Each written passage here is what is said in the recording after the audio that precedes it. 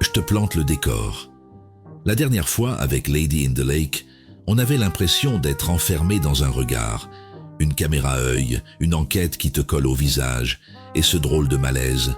Tu vois tout, mais tu n'es jamais tout à fait sûr de ce que tu vois. Cette semaine, on change de piège. Ici, ce n'est pas le regard qui t'attrape, c'est le destin. Quelque chose de plus large, de plus sournois, une mécanique, un engrenage. Et quand ça commence à tourner, tu peux toujours courir. Ça tourne quand même. On est dans une petite ville américaine, un dîner, des néons fatigués, et deux types entrent, pas pressés, trop calmes pour être de passage. Ils ne viennent pas pour discuter, ils viennent pour un homme. Et ce qui est étrange, ce n'est pas leur présence. Dans le film noir, les types louches ont leurs habitudes.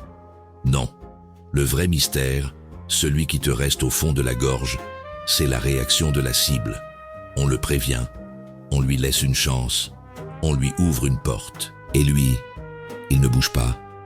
Il reste là, dans sa chambre, allongé, comme si fuir était déjà trop tard, comme si tout avait été écrit avant même qu'on allume la lumière. Bienvenue dans Bobard sur Bobine. Ce soir, on ouvre un dossier lourd, un classique de 1946, The Killer, Les Tueurs. Robert Siodmak à la mise en scène, Mark Ellinger à la production, et une nouvelle d'Ernest Hemingway comme point de départ. Un texte court, sec, qui suggère plus qu'il n'explique. Et le film, lui, décide de faire exactement l'inverse. Il explique, il reconstitue. Il remonte la pente du mystère, marche arrière, jusqu'à la source du poison. Je te dis tout de suite ce que tu vas trouver dans cet épisode. D'abord, une ouverture de légende, un modèle de tension à froid, presque administrative. Ensuite, une structure en puzzle. Le film ne raconte pas une histoire en ligne droite, il recolle une vie en morceaux. Et enfin, le cœur du réacteur, le fatalisme. Pas un fatalisme théorique, pas une pause. Un fatalisme vécu, assumé, presque accepté comme une facture qu'on finit par payer. Ce film a une cruauté élégante. Il commence comme une fin. Et pourtant, il te tient jusqu'au bout, non pas avec des artifices, mais avec une seule question, simple, brutale, obsessionnelle. Pourquoi ? Pourquoi cet homme ne part pas ? Pourquoi il laisse l'orage arriver sans même fermer la fenêtre ? Qu'est-ce qu'on lui a pris, exactement ? De l'argent, oui. Mais surtout, quelque chose de plus intime. Une capacité à dire non. Une capacité à croire que ça peut encore s'arranger. Et là, Siodmak est très fort. Il te donne un guide inattendu. Pas un policier, pas un détective privé de légende, un enquêteur d'assurance, un homme de dossier, de chiffres, de logique. Le type qui, en principe, ne s'occupe que du concret. Sauf que dans le film noir, le concret est rarement propre. Il colle au doigt, il a une odeur, et il finit toujours par raconter une histoire.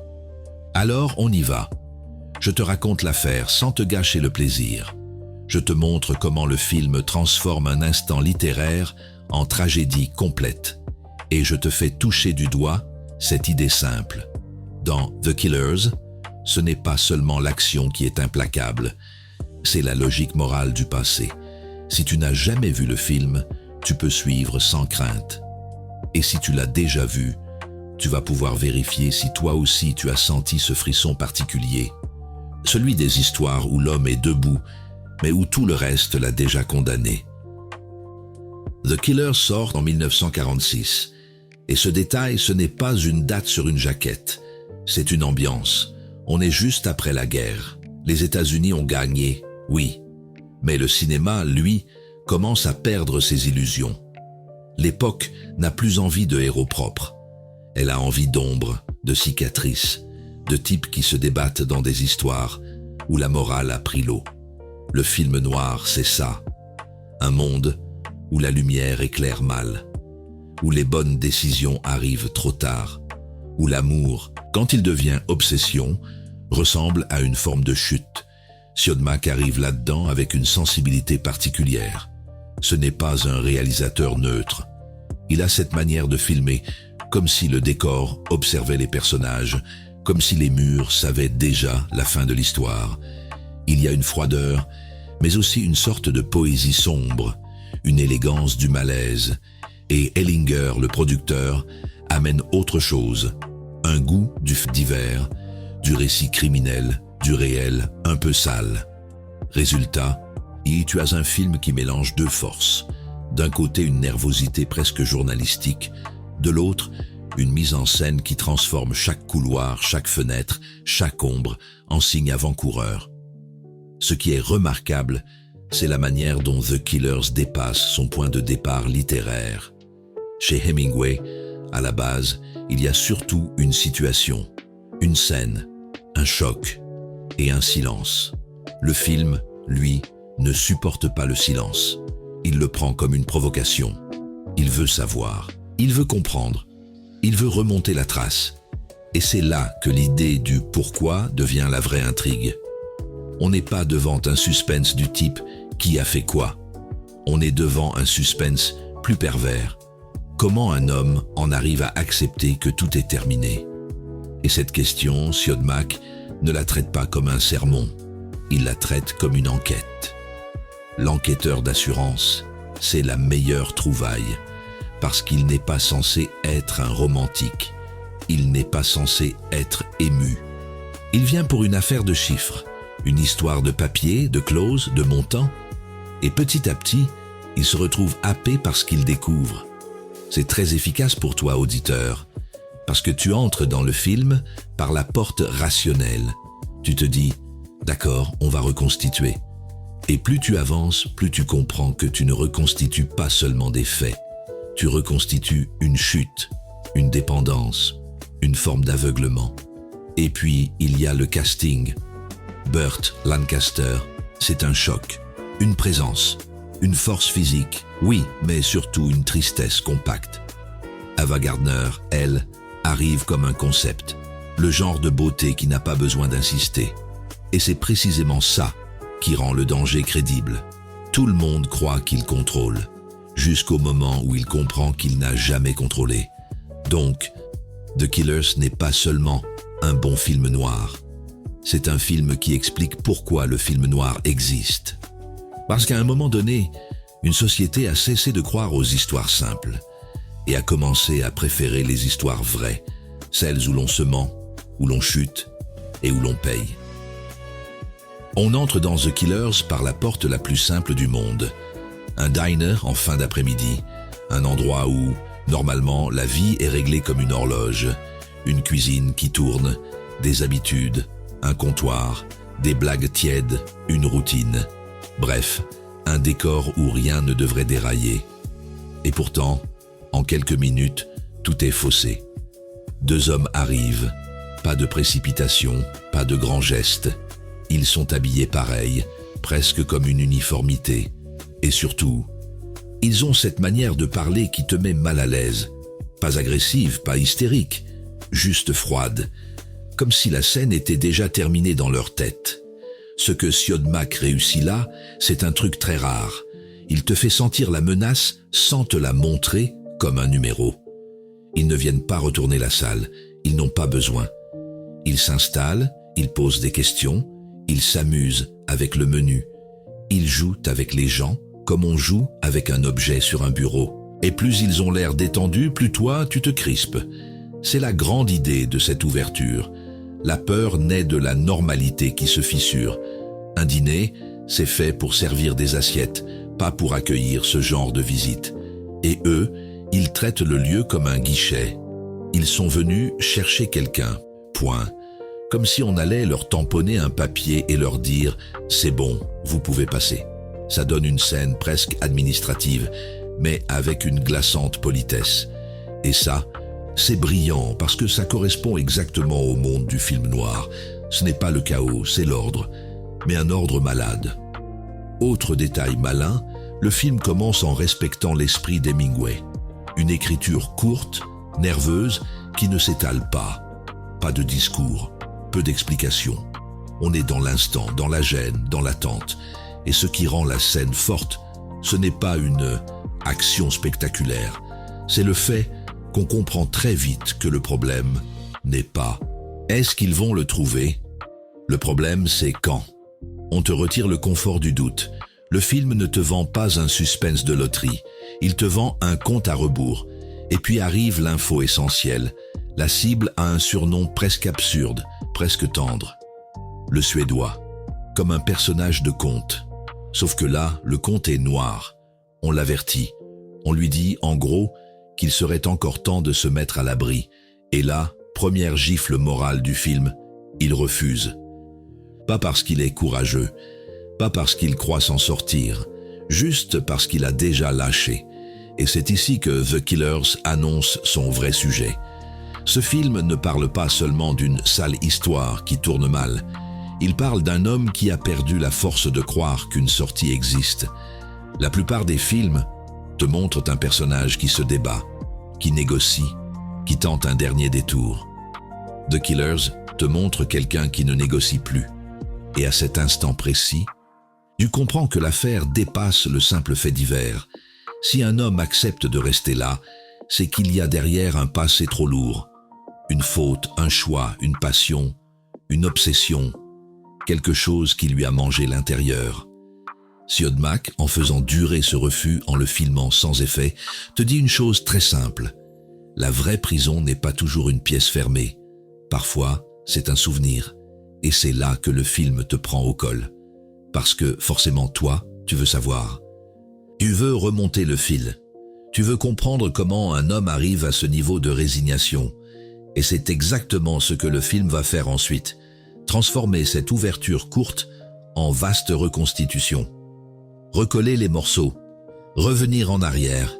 Encore et encore jusqu'à trouver le point de bascule. Après cette ouverture, un autre film aurait fait simple.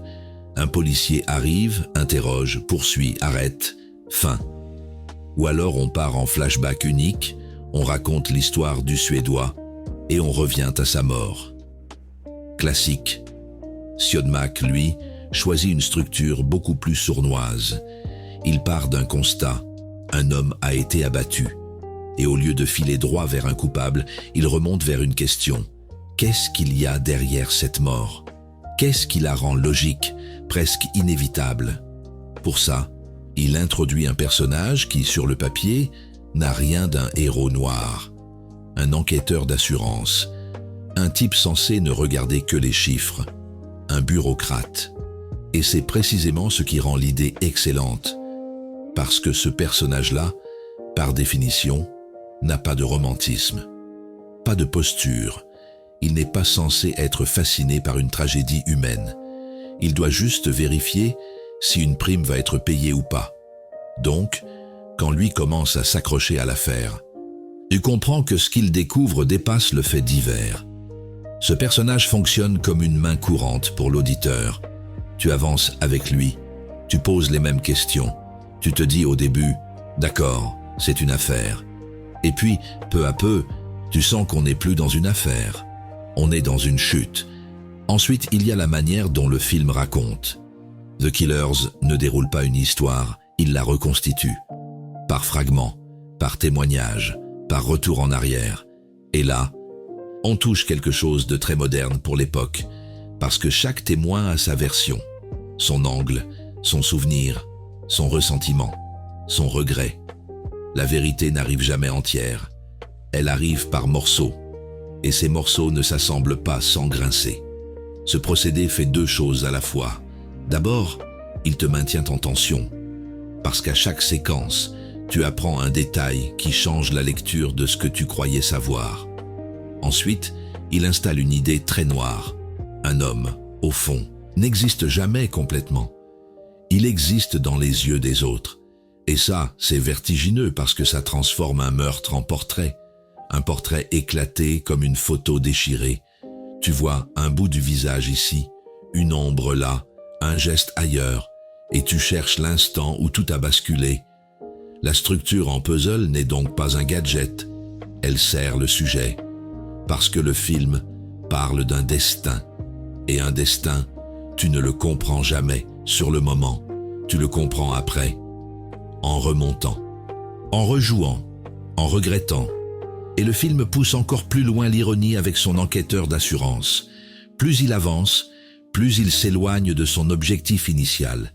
Il n'est plus là pour économiser de l'argent à sa compagnie. Il est là parce qu'il ne supporte pas l'idée d'une mort sans explication. C'est une obsession très humaine. On veut que les choses aient un sens, même quand le sens fait mal. Et c'est là que The Killers est cruel. Il te laisse espérer que, en recollant tout, tu vas obtenir une réponse nette. Un coupable, un motif propre, un moment précis. Mais plus tu avances, plus tu comprends que la réponse n'est pas un seul événement. La réponse, c'est un enchaînement. Un choix, puis un autre. Une faiblesse, puis une habitude. Une passion, puis une dépendance. Et c'est pour ça que la structure en puzzle est si efficace. Elle ressemble au fonctionnement réel des vies qui s'effondrent. Ce n'est jamais une seule chute. C'est une série de petites marches descendues sans s'en rendre compte. À ce stade, le film a installé 3 choses. La menace, froide et inévitable. La victime, déjà résignée. Et la forme du récit, une enquête qui n'éclaircit pas seulement un meurtre, mais qui expose la logique d'un destin. Et maintenant, on arrive au noyau du film. Parce qu'à partir du moment où on reconstitue, une figure commence à prendre toute la place.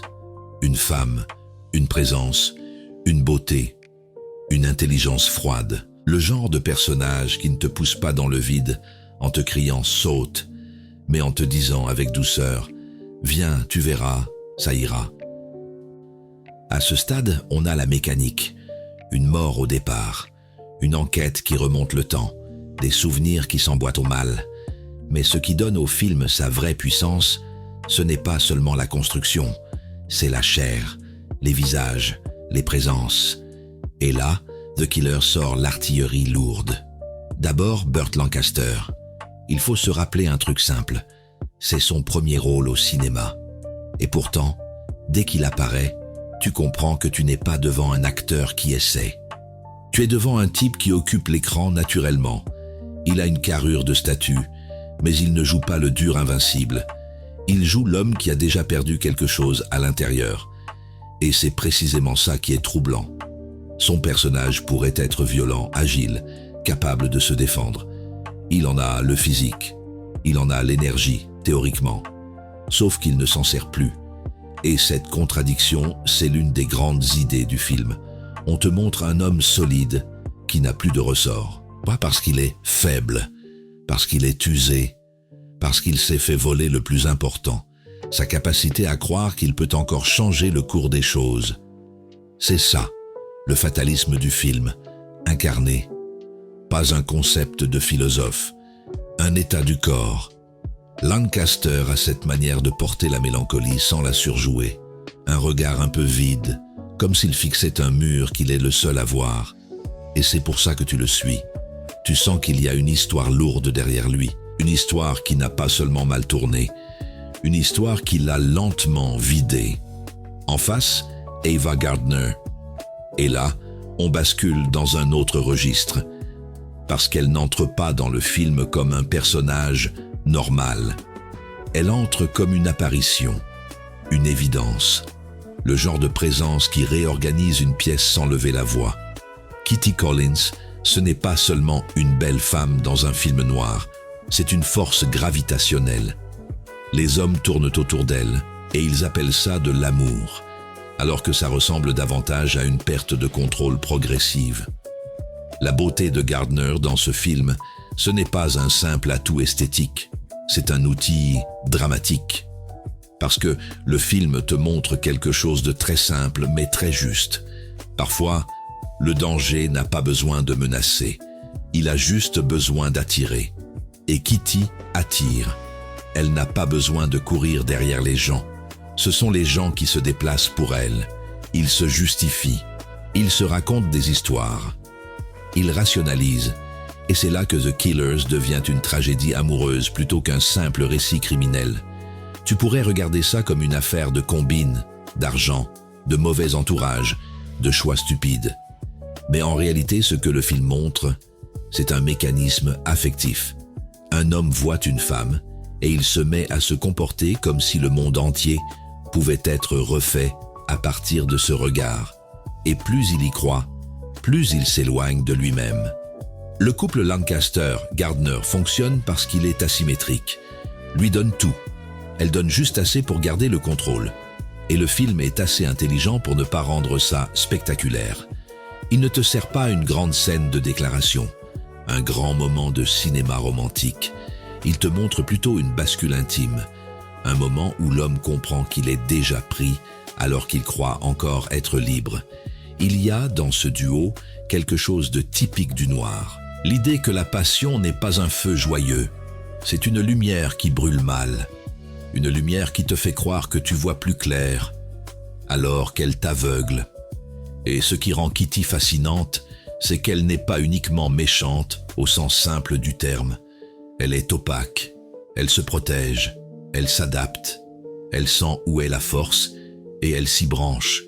C'est une survivante dans un monde de prédateurs, sauf qu'elle joue avec les mêmes codes qu'eux, mais avec un sourire. À ce moment de l'épisode, je pose une idée importante. The Killers n'est pas un film qui raconte un homme détruit par une femme. Point final. Ce serait trop facile, trop paresseux.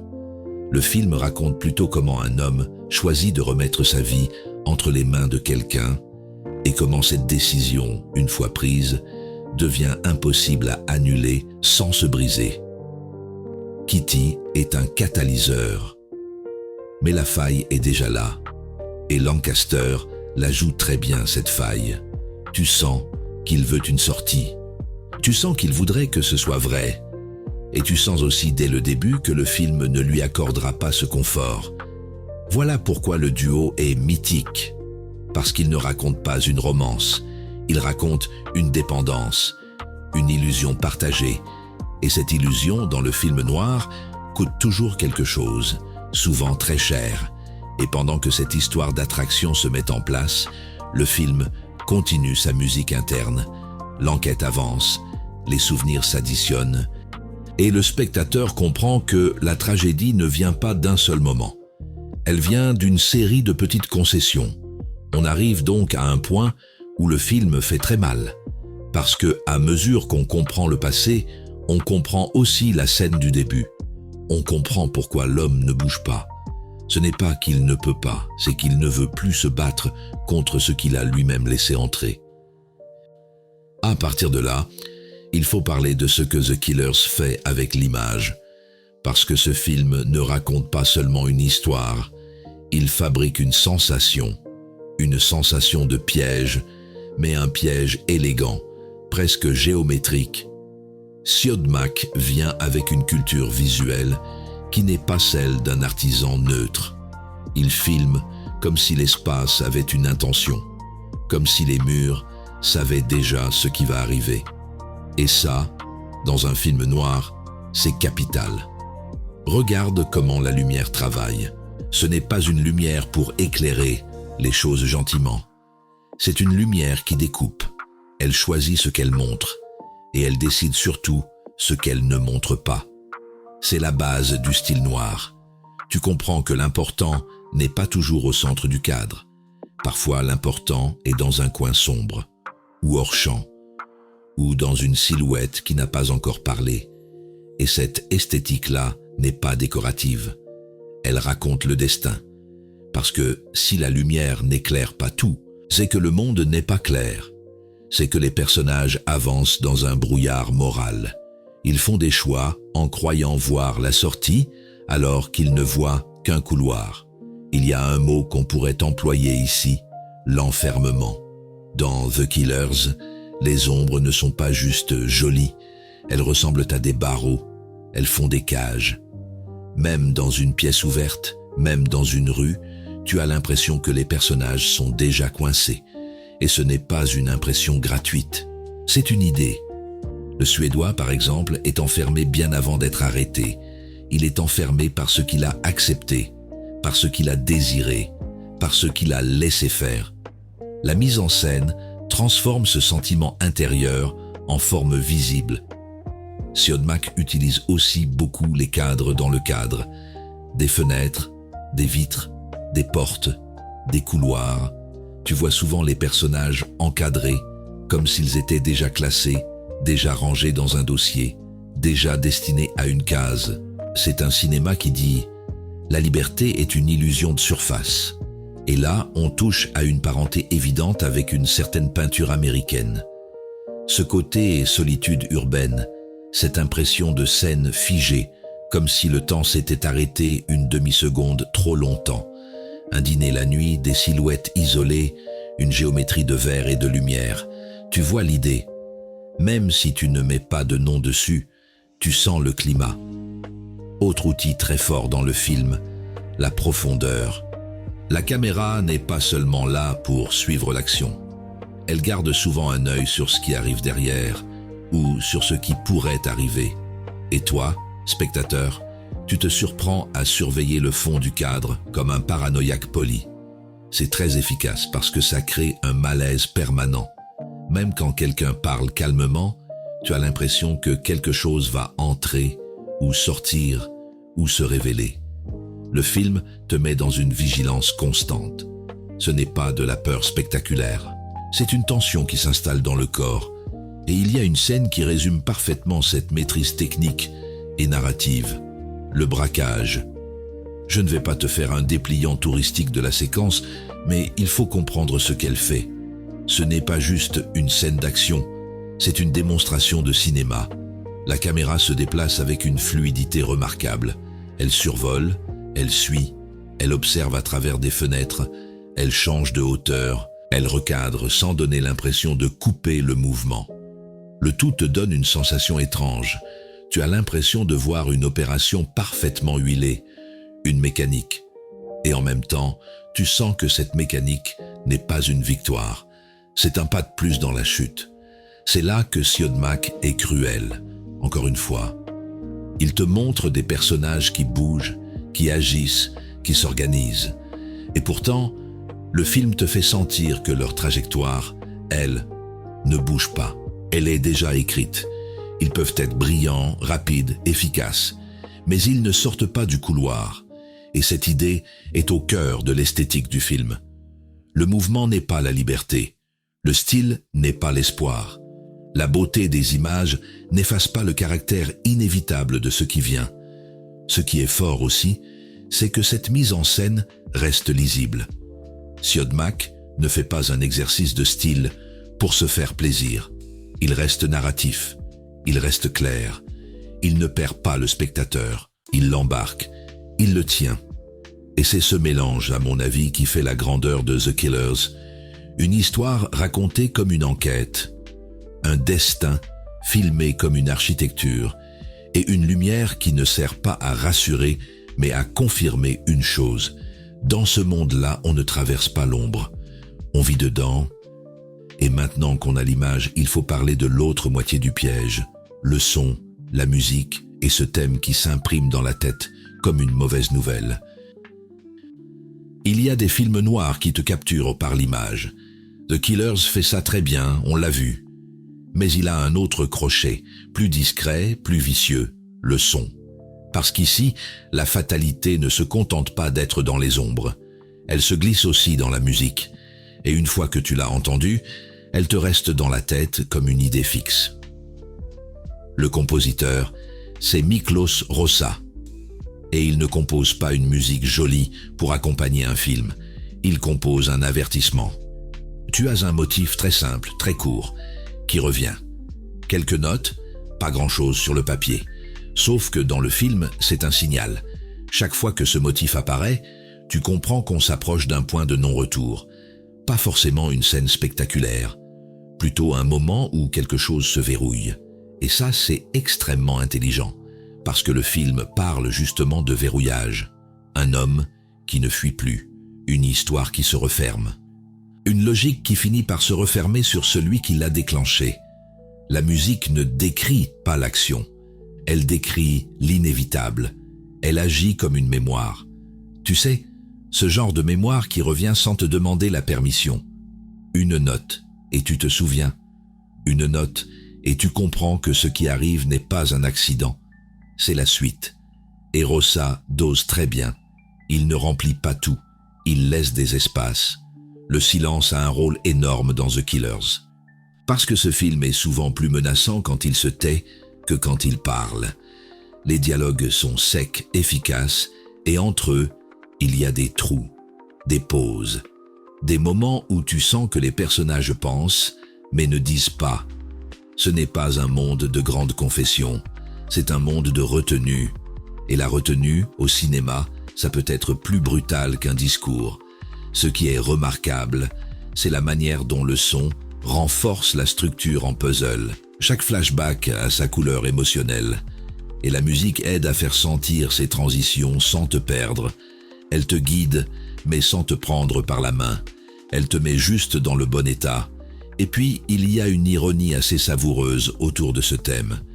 Quelques années plus tard, un motif très proche est devenu associé à une ambiance policière plus grand public, comme une signature sonore du crime et de l'enquête. Résultat, tu te retrouves, quand tu connais un peu l'histoire, avec un drôle d'écho. Un thème né pour annoncer la fatalité d'un film noir se met à vivre ailleurs, dans un univers où l'ordre est censé reprendre le dessus. Et ça colle parfaitement au fond de The Killers. Parce que le film, lui, ne croit pas vraiment au retour à l'ordre. Il croit au retour du passé. La musique, dans ce film, c'est le passé qui frappe à la porte. Encore et encore. Et quand tu additionnes tout ça, l'image qui enferme la structure, qui recolle les fragments, et cette musique qui revient comme un rappel, tu obtiens un film qui travaille moins comme un thriller que comme une obsession. The Killers ne te demande pas seulement de suivre une intrigue. Il te demande de sentir comment une vie peut se refermer, comment une décision au départ presque anodine finit par devenir une condamnation. Et maintenant, on a tous les outils en main. La mécanique du récit, le duo maudit, la prison de lumière, la fatalité dans le son. Il reste une dernière étape qui est souvent celle qui signe les grands films, l'héritage. Ce que le film a engendré, ce qu'il a contaminé, et la manière dont il a été relu ensuite, parfois en changeant totalement de ton. Il y a des films qui vieillissent en silence, comme un vieux costume qui prend la poussière. Et puis, il y a ceux qui continuent à travailler le cinéma après leur sortie. The Killers appartient clairement à la seconde catégorie. Pourquoi ? Parce qu'il a posé une grammaire, une façon de raconter, une façon de fabriquer du destin avec de la structure, de l'ombre, du tempo. Et quand un film réussit ça, il n'est plus seulement un bon titre de 1946. Il devient une matrice.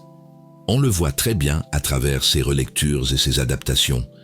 Et ce qui est intéressant, ce n'est pas seulement qu'il ait été refait, c'est la manière dont il a été refait. Parce que chaque reprise dit quelque chose de l'époque qu'il a produit. D'abord, il y a cette curiosité magnifique, presque improbable. Une adaptation réalisée en Russie, dans un cadre étudiant, au milieu des années 50. Le matériau de départ est minuscule. Une situation tendue, un refus de fuir et une ambiance de fin annoncée. Et pourtant, cette ambiance a traversé les frontières. Ce qui a attiré, ce n'est pas le polar au sens strict. C'est le climat, cette sensation de fatalité sèche, de temps suspendu et de personnages déjà condamnés avant même de comprendre pourquoi. C'est très révélateur. Quand une histoire aussi courte continue d'inspirer à ce point, c'est qu'elle touche un air universel. Pas un effet de mode, un air humain. Et puis il y a le remake américain des années 60, celui de Don Siegel. Là, c'est un autre monde. Ce qui était, chez Siodmak, un film d'ombre et de mémoire, devient une relecture plus frontale, plus directe, plus nerveuse. On quitte la sensation de puzzle mélancolique pour une progression plus linéaire. On quitte aussi le confort du noir et blanc, et ça change tout. Parce que la couleur, dans ce type d'histoire, n'a pas le même pouvoir d'ellipse. Elle te montre davantage, elle expose, et à partir du moment où tout est plus visible, l'angoisse se déplace. Chez Siodmak, la peur vient beaucoup de ce qui manque, de ce qui se cache, de ce qui reste dans un coin de cadre. Chez Siegel, elle vient plus de l'impact immédiat, du rythme, de la dureté de l'époque. Et là, on comprend un truc fondamental. The Killers de 1946 est un film de conséquence. Celui des années 60 devient davantage un film de choc. Ce n'est pas un jugement moral. C'est une lecture. Une époque ne fabrique pas les mêmes monstres ni les mêmes vertiges. Autre détail qui amuse toujours les cinéphiles. Dans ce remake, tu as une présence très symbolique parce qu'elle appartient à la mythologie américaine d'une autre manière. Et le fait même de le voir dans ce registre-là dit quelque chose du basculement de ton. Comme si le film noir classique, avec son élégance et ses non-dits, avait laissé place à une noirceur plus décomplexée, plus tranchée. Alors, si tu compares les deux, tu vois bien ce qui fait la force du film de 1946. Siodmak ne cherche pas à moderniser l'histoire, il cherche à l'approfondir. Il prend une situation courte et il la transforme en tragédie entière. Il donne du poids aux causes, il te fait remonter la pente du désastre. Et ça, c'est typiquement un geste de grand cinéma. Donner plus de sens, pas seulement plus d'action. Ce qui m'intéresse aussi, c'est l'influence plus diffuse. The Killers a popularisé un certain type de duo menaçant, très calme, presque mécanique. Des hommes qui ne s'excitent pas, qui ne s'expliquent pas, qui font leur travail comme on remplit un formulaire. Ce ton-là, on le retrouvera plus tard, sous des formes variées, dans beaucoup de récits criminels.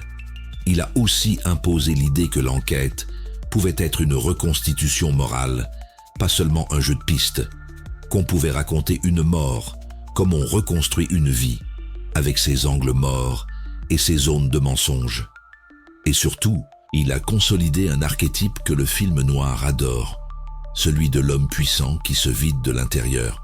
Ce paradoxe entre la force apparente et l'abandon intime. Cette manière de dire que la défaite peut être psychologique avant d'être physique. C'est exactement là que le film continue d'influencer le cinéma moderne, même quand on ne le cite pas. Parce que beaucoup de films contemporains ont gardé cette idée. L'action, ce n'est pas le centre. Le centre, c'est la faille. Le moment où quelqu'un cesse de croire à sa propre possibilité de s'en sortir. Et au fond, c'est ça que prouve l'héritage. Quand une œuvre est reprise, en changeant tout le style, la couleur, la structure, le ton, et qu'elle continue malgré tout à fasciner, c'est qu'elle touche une vérité plus profonde que ses accessoires. The Killers n'est pas seulement une histoire de tueurs et de combines, c'est une histoire de renoncement. Et ce renoncement-là, chaque époque le relie à sa façon. Après tout ce qu'on a vu, la structure, le duo maudit, l'esthétique, la musique, l'héritage, il reste à faire ce que tout bon film noir exige, trancher, dire ce qui marche moins, et surtout dire pourquoi ce film aujourd'hui encore te laisse cette impression étrange, comme si la fin était déjà là au début, et que tu avais accepté de la suivre quand même. On arrive au bout du dossier, et la conclusion, elle est simple. The Killers, c'est un film noir qui ne cherche pas seulement à te divertir. Il te met face à une idée un peu rude. Parfois, ce qui fait tomber un homme, ce n'est pas l'événement final. C'est tout ce qui l'a amené à rester immobile quand il aurait encore pu partir. Ses forces, pour moi, sont nettes. D'abord, l'ouverture. Elle est sèche, précise, presque froide, et elle installe une menace sans agitation inutile. Ensuite, la structure en puzzle qui fait du film une reconstitution, pas une simple intrigue. On ne suit pas un qui, on remonte un pourquoi. Et puis le duo Lancaster-Gardner, parce qu'il incarne un vrai drame. Lui, la force qui se retire. Elle, l'attraction qui ne lâche pas. Enfin, la mise en scène. Les ombres, les cadres, la sensation que l'espace se referme. Ce n'est pas un style décoratif. C'est le sujet rendu visible. Côté limite, si je dois être honnête, c'est surtout une question de goût. Certains préféreront un noir plus nerveux, plus direct, moins construit, moins enquête. Ici, le film prend le temps de recoller les morceaux, Et ce tempo-là, il faut l'accepter. Moi, je trouve que c'est précisément ce qui le rend supérieur. Au final, The Killers reste à mes yeux un modèle. Un film qui te saisit sans grands effets. Il te montre un homme au bord de sa propre histoire et il te fait comprendre que ce bord-là, il l'avait franchi depuis longtemps. Si tu as vu le film, dis-moi ce que tu en penses.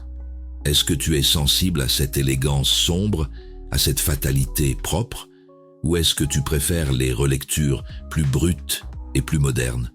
Je veux ton avis en commentaire. Et pour la suite, on ne quitte pas vraiment l'ombre, on la change de rue. Vendredi prochain, ce sera Chronique Noire, et on va recroiser un auteur qu'on connaît déjà ici. Un écrivain de la nuit, des villes fatiguées, des destins qui grincent. Indice, c'est lui qui avait clôturé l'année en musique.